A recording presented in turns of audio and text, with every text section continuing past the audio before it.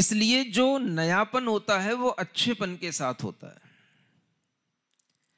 जितना भी अच्छा भाव है वो नया भाव है।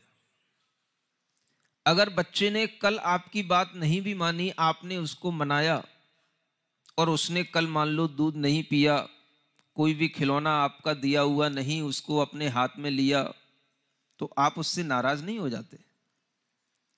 आप उसको फिर दूसरे दिन दूसरा खिलौना देते हैं, दूसरे ढंग से और पुचकारते हैं, दूसरे ढंग से फिर खिलाते हैं, दूसरे ढंग से फिर उसको नया भाव देते हैं, क्योंकि आप उसके लिए अच्छे भाव के साथ में ही रहना चाहते हैं और अच्छा भाव देने से ही वो नया भाव आता है।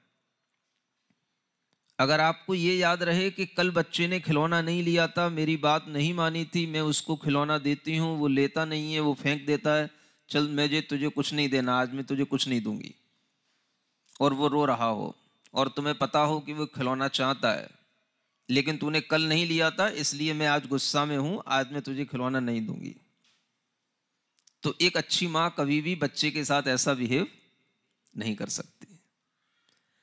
तो मां बच्चे के साथ में हमेशा अच्छा भाव रखती है, और अच्छा भाव रखती है इसलिए नए भाव में आ जाती है, पुराना भाव छोड़ देती है।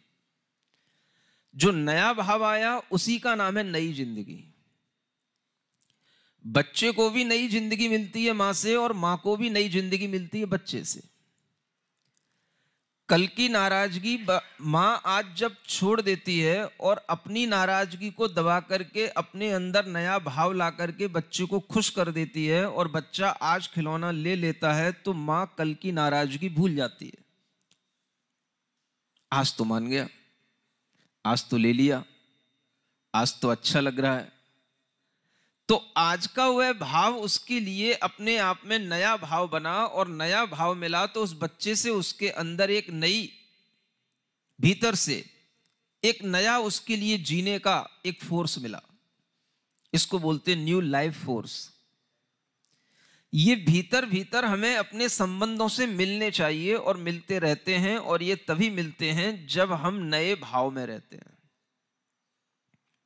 अगर हमारे संबंधों में नया भाव नहीं आता तो फिर हमारे हर संबंध हमें ढोने पड़ते हैं। हम भी उनके लिए मरे हुए जैसे होते हैं, वो भी हमारे लिए मरे हुए जैसे होते हैं। उनके रहने न रहने का हमारे लिए कोई औचित्य नहीं होता, और उनके लिए भी हमारा कोई औचित्य नहीं होता।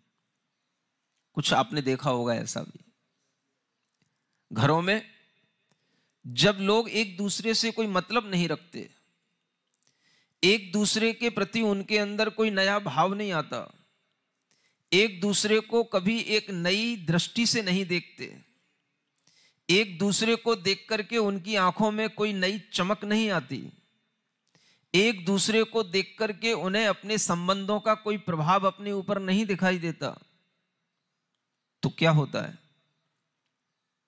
तुम रहे आओ अपने कमरे में, हम रह रहे हैं अपने कमरे में, आप भी घर में हो, हम भी घर में हैं।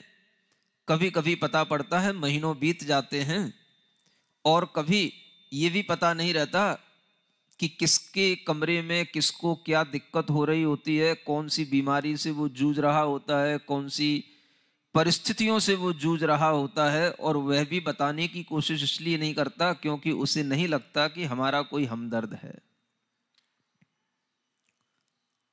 ये कमी जब आ जाती है संबंधों में, तो फिर वह संबंध घर में लोग रहते हुए भी एक बंध जैसे लगने लग जाते हैं